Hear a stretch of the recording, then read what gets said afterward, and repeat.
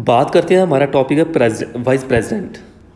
Vice president ये topic एक बहुत ही इंपॉर्टेंट टॉपिक है अपने आप में, जिसके बारे में आपको जहाँ पे कुछ सीखना है और पढ़ना है। देखो अभी बात करें हम प्रेसिडेंट, जो हमारे वाइस प्रेसिडेंट है वो कौन है? ये 14th नंबर के वाइस प्रेसिडेंट है, जिनका नाम जगदीप धनकर राव है।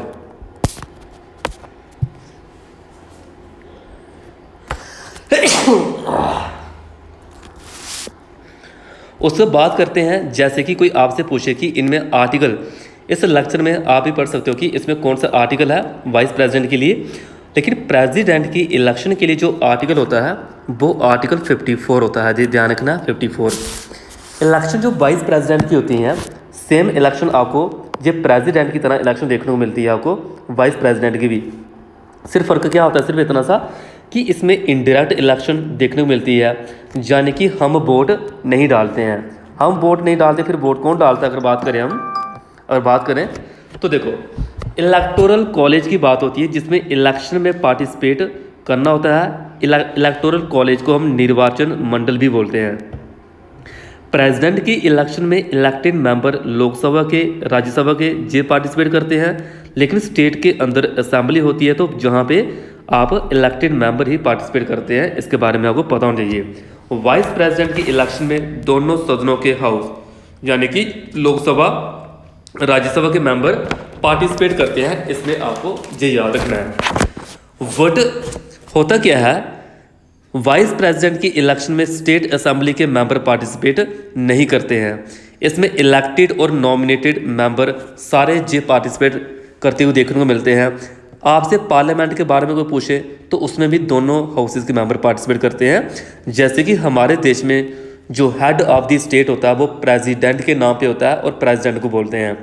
वाइस प्रेसिडेंट की जो सैलरी जो मिलती है, ये एक वाइस प्रेसिडेंट की पोस्ट पे सैलरी नहीं मिलती है, ये उसको सैलरी मिलती है, ये एक राज्यसभा का चेयरपर्सन बनने के लिए उसको सैलरी मिलती है। यानी कि वाइस प्रेसिडेंट कहीं ना कहीं आपको क्या देखने को मिलता है? कहीं ना कहीं आपको देखने को मिलता है कि ये एक्स ऑफिशियो चेयरपर्सन होता है राज्यसभा का, यानी कि ऐसी पोस्ट जो विदाउट इलेक्शन वहाँ पे वो आया होता है। कभी कभी आपको प्रोपोर्शनल रिप्रेजेंटेशन देखने को मिलता है। प्रोपोर्शनल रिप्रेजेंटेशन की बात करें अगर हम यहाँ पे, प्रोपोर्शनल रिप्रेजेंटेशन की बात करें अगर हम यहाँ पे, तो देखो प्रोपोर्शनल रिप्रेजेंटेशन क्या मीनिंग है कि सपोज करो कोई 5 तरह के आप लोगों को पार्टी देखने को मिलती है, तो उसमें जो वोटर होते हैं, किसने पहले को चूज़ किया, किसने दूसरे को चूज़ किया, किसने उसको प्रेफरेंस दी, तो जो प्रेफरेंस होती है, जिसको सबसे ज़्यादा प्रेफरेंस मिली होगी उसी के बेस पे वो इलेक्ट होगा। यानी कि फर्स्ट प्रेफरेंस जिसको ज़्यादा मिली होगी वही जीता हुआ आपको दिखाई देने को मिलता है। इतना आपने ध्यान रखना है। उसके बाद और बात करते हैं हम, जहाँ पे ये देख सकते हो कौन कौन से मेंबर पार्टिसिपेट करते हैं। सारी चीज़ें मैं जहाँ पे डिस्कस करते जा रहा हूँ। भीमराव अंबेडकर के द्वारा भी ये ऑब्जर्व किया गया था कि head of the state president को बोलते हैं, और वाइस प्रेसिडेंट ये नॉर्मल फंक्शन जो देखने मिलते हैं, यानी काउंसिल ऑफ स्टेट, यानी कि राज्यसभा। ये बातें चल रही हैं। क्वालिफिकेशन की बात करें, 35 साल एज होनी चाहिए वाइस प्रेसिडेंट बनने के लिए, यानी कि should be qualify for election as member of the Rajya Sabha. Vice president को चुनने के लिए 2 चीज़ें याद रखें, 20 प्रपोजर और 20 स्कैंडर होने चाहिए। लेकिन प्रेसिडेंट के लिए 50-50 होते हैं, जो ध्यान रखना है। इसके लिए कितने? 20-20 देखने को मिलते हैं। 20-20 इंपॉर्टेंट है ये। तो उसके बाद और बात करें, प्रेसिडेंट में 50 मेंबर प्रपोजर, 50 स्कैंडर देखने को मिलते हैं, यानी टोटल 100 मेंबर उनको जानते हुए होने चाहिए। ये वाइस प्रेसिडेंट ओथ कौन दिलवाता है? इनको ओथ दिलवाते हैं प्रेसिडेंट। जहाँ प्रेसिडेंट वहाँ पे नहीं है, किसी को बोल के वो वहाँ पे ऑथ दिलवा देते हैं।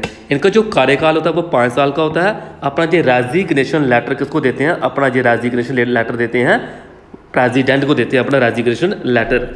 इनको रिमूव करना हो इनके ऑफिस से, इनके लिए इम्पीचमेंट वर्ड यूज़ नहीं होता है, इनके लिए रिमूव वर्ड यूज़ होता है। और रिमूव रेजोल्यूशन के अकॉर्डिंग, यानी कि एक रेजोल्यूशन पास होता है विद एब्सोल्यूट मेजॉरिटी, यानी कि टोटल मेंबर जो होते हैं हाउस के और लोकसभा के लिए वो एग्री होने चाहिए। 14 दिन का इनको एडवांस नोटिस दिया जाता है, और कॉन्स्टिट्यूशन में इनका रिमूवल प्रोसीजर नहीं लिखा गया है। और वैकेंसी अगर वाइस प्रेसिडेंट की हो तो 6 मंथ के अंदर इलेक्शन करवा के, तो जल्दी से जल्दी एज सुन एज पॉसिबल उनको वहाँ पे आना पड़ता है। कोई डाउट एंड डिस्प्यूट चल रहे हो तो सुप्रीम कोर्ट उनको हैंडल करता है। और पावर जो फंक्शन होते हैं इनके सिमिलर होते हैं जो लोकसभा के स्पीकर के होते हैं। वाइस प्रेसिडेंट प्रेसिडेंट की तरह काम करता है जब प्रेसिडेंट वेकेंट होता है। मैक्सिमम 6 मंथ के लिए वो वहाँ पे बैठ सकता है, ये ध्यान रखना। उसके बाद इलेक्शन करवा के आना पड़ता है। अगर वाइस प्रेसिडेंट की पोस्ट खाली है तो डिप्टी चेयरपर्सन वहाँ पे बैठता है, वो उसकी ड्यूटी परफॉर्म करता है। बात करें अमेरिका में जो प्रेसिडेंट है और वहाँ पे किसी की डेथ हो जाए तो vice president as long as वो वहाँ पे बना रहता है, कोई 6 मंथ का क्राइटेरिया वहाँ पे नहीं है। 4 साल के बाद इलेक्शन होनी है तो 4 साल के लिए वो वहाँ पे रहेगा। वाइस प्रेसिडेंट के जो आर्टिकल होता है वो 63 आर्टिकल होता है।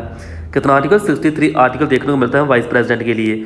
उसके बाद बातें अगर और बातें करें हम जहाँ पे वाइस प्रेसिडेंट के लिए 63 आर्टिकल है। एक्स ऑफिशियो चेयरपर्सन होता है जो राज्यसभा का, आर्टिकल 64 कहता है वाइस प्रेसिडेंट एक प्रेसिडेंट की तरह काम करते हैं, ऐसा आर्टिकल 65 कहता है। उसके बाद इलेक्शन जो होते हैं वाइस प्रेसिडेंट के, जो आर्टिकल 66 कहता है। जो टर्म होता है वाइस प्रेसिडेंट का वो आर्टिकल 67 कहता है।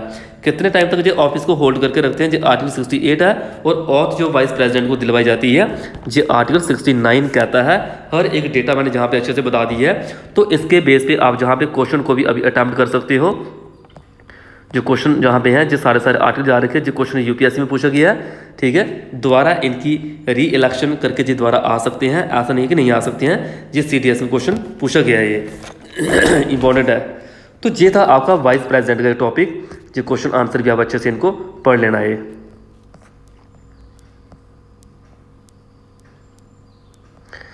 अगर इस पीडीएफ का अगर चाहते हो जो पीडीएफ, तो इस नंबर पे मुझे मैसेज कर देना, आपको जो पीडीएफ मिल जाएगी। ये ध्यान है, जो आपको एग्जाम में हेल्प कर सकती है। Okay, thanks.